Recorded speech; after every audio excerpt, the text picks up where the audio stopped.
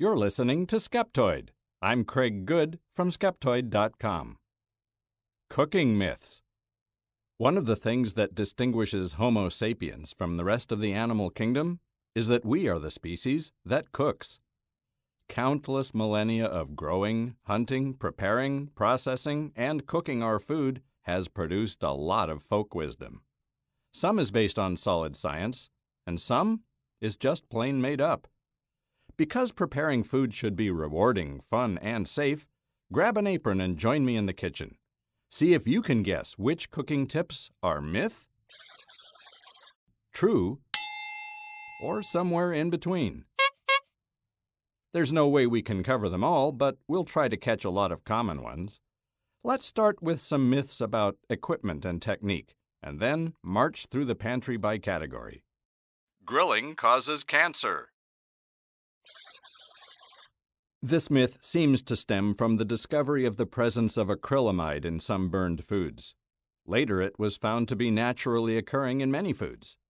While it has been linked to toxic effects on the nervous system and fertility, the FDA and the World Health Organization found that intake would have to be some 500 times that found in an average diet to impact the nervous system, and 2,000 times to affect fertility. Cooking in aluminum pots and pans causes Alzheimer's. No link has been found between aluminum cookware and Alzheimer's. It does appear that Alzheimer's sufferers have higher concentrations of aluminum in their brains, but if aluminum exposure were the cause, then Alzheimer's would be more prevalent in people with very high exposure to aluminum. And it isn't. Besides, your cookware is not a major source of aluminum intake compared to other common sources. You should use non-reactive bowls and pans for acidic foods like sourdough and tomato sauce. Cooking or preparing acidic foods in aluminum, copper, or other reactive metals can both damage the cookware and impart a metallic taste or odd color to your food. Prepare in plastic or glass bowls and cook in either stainless steel or nonstick pans instead. Plastic cutting boards have fewer germs than wooden ones. It turns out that the study claiming wood has fairly decent antibacterial properties was flawed, failing to account for bacteria hiding inside the wood and away from the surface. Wooden boards are not allowed in commercial kitchens, but are they safe for home? Well, they can be. Kept clean and well-maintained, either one is a perfectly good food prep surface. The most important safety tip is to avoid cross-contamination. Use separate boards for raw meats and vegetables. Whipped cream and egg whites in a copper bowl if you have one, never in a plastic one. Besides good heat conductivity to keep its contents cold, trace copper ions give a more stable foam. But oil molecules on the surface of plastic interfere with foam development. The microwave oven was invented when a magnetron melted the candy in a guy's pocket. One day, radar engineer Percy Spencer noticed that the candy bar in his pocket had melted when he stood in front of an active radar. He wasn't the first to notice the effect, but he was the first to try the next logical step: popcorn. He later enclosed the magnetron in a metal box to contain the radiation, and the microwave oven was born. Now you know why it was called the radar range. Microwave ovens destroy nutrients. The only thing the non-ionizing radiation of a microwave oven can do to food is make it hotter. In fact, it's so gentle that it's one of the best methods, along with steaming, for preserving nutrients while cooking. You should never heat baby formula in a microwave oven. It's not because it damages the nutrients. Microwaves heat unevenly, and since there's no stirring from convection, sometimes part of the liquid is very hot while the surrounding liquid is cooler. So the risk to baby is getting scalded. Alcohol completely evaporates from food when you cook it. Ethanol does boil at a lower temperature than water, but it also binds with other compounds. Depending on the recipe and technique, as much as 85% of the alcohol can remain. Only very long cook times, upwards of 3 hours are likely to remove it all. Salt is just salt. Sure, chemically it's just sodium chloride, but the grain size between table salt and kosher salt is so different that if a recipe calls specifically for one, you really don't want to substitute. A teaspoon of table salt is a lot saltier than a teaspoon of kosher because it weighs more. Vinegar never goes bad. Cook's Illustrated magazine tested 12-year-old balsamic. It was fine. Old vinegar will have a harmless sediment. Stir it up, filter it out, or just ignore it. Don't throw away old vinegar. Fruits and vegetables. Limes have lots of vitamin C. Like all citrus, they have some, but only half as much as lemons. Cooking vegetables robs them of nutrition. The raw is better idea is really another facet of the naturalistic fallacy. Enthusiasts will point out that raw vegetables have all their enzymes intact. While this is true, the acids in your stomach will dispatch any that weren't rinsed away when you washed them. You do wash your vegetables, I hope. Besides, the plants need the enzymes to grow, but they're of no particular use to you.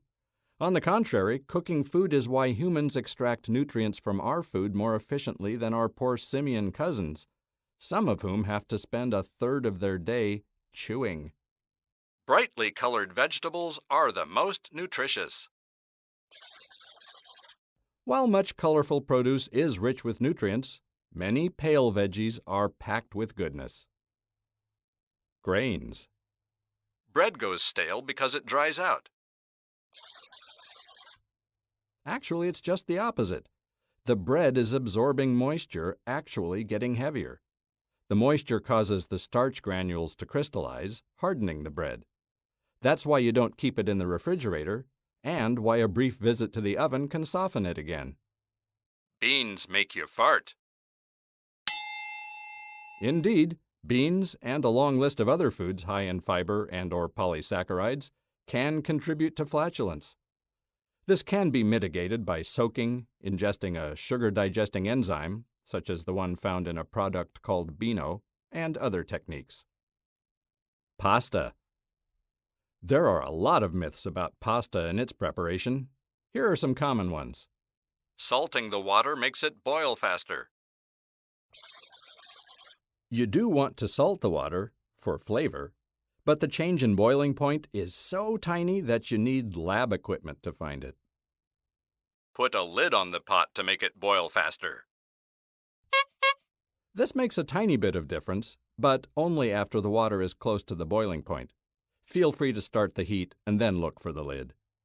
Adding olive oil keeps the pasta from sticking, or the water from boiling over. Oil and water don't mix. It won't prevent boiling over, but it will give you slimy pasta that sauce doesn't want to stick to. And it's a waste of olive oil. You should never rinse your pasta. You want that starchy water to act as an emulsifier to help your sauce adhere to the pasta. You need a large pot of boiling water to cook pasta. Surprisingly, you not only don't need much water, but it doesn't even have to be boiling the whole time. Chef J. Kenji Lopez-Alt discovered a wonderful technique for cooking dry pasta that I'll link to in the show transcript. Dairy. European eggs don't need refrigeration. But their eggs are sold unwashed, and Europeans tend to buy in small quantities and consume their eggs quickly. Cheese never goes bad. You can just cut off the mold. Hard cheeses are usually fine for quite a while under the mold. Soft cheeses like blue cheese, not so much. Cheese stores best cool and dry, not sealed in a bag where it can collect moisture. Raw milk is healthy. What it really is risky. There are no significant nutritional advantages to raw milk, and the serious health risks aren't worth the small flavor advantage. Raw milk enthusiasts typically represent another facet of the naturalistic raw is better fallacy. Poultry. Never wash your chicken. Poultry is the only meat commonly processed with the skin on. That's why it can harbor dangerous microbes, such as salmonella. If you wash it, you aren't disinfecting it at all, but spreading germs all over the sink, your hands, and the kitchen. Cooking it is the best way to pasteurize it. Seafood. Lobsters scream when you boil them. That sound is steam rapidly escaping their shells. The separate question, do they feel pain, is still unsettled. Many think that such a simple nervous system is incapable of it. While some scientists find that they do feel pain, other scientists question the validity of their methods. The answer for now seems to be, we just don't know. Fish comes from an environment about the same temperature as your refrigerator, which is why it spoils faster than meat. Keeping fish properly chilled is important for both safety and flavor. That's why good fish shops pack it in ice for you. Finally, we come to the subject of some of the most prevalent food myths out there. Meat. Pork needs to be cooked well done. The risk of trichinosis has all but vanished in the United States and many other parts of the world. The USDA has even revised the minimum safe temperature for pork downward to 145 degrees Fahrenheit. Leftover meat needs to be reheated. It's safe to eat cold leftovers if they were rapidly cooled after cooking. Bacteria in the presence of air can reproduce in a temperature range between 40 degrees and 140 degrees Fahrenheit. If it stayed out on the counter for a couple of hours before hitting the fridge, consider a thorough reheat. Red juice leaking from a burger means it's not safe. No, that's not blood, and no, it doesn't mean the burger is undercooked. The doneness of meat is entirely a function of temperature. Beef that isn't overcooked should still have plenty of juices. It's true that ground meat is safer cooked all the way to medium, or 140 degrees Fahrenheit, than at medium rare.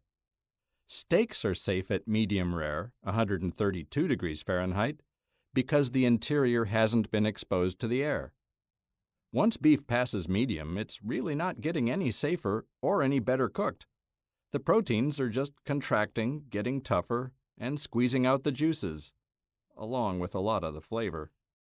You can test the doneness of steak by pressing it with a finger. While experienced chefs appear to get away with this, an instant read thermometer inserted into it is the only way to accurately know how done a piece of meat is. Don't turn a steak with a fork or cut it open to check it, or the juices will run out. This is trivially proven by weighing the steaks before and after. They aren't bags, and they don't spring leaks.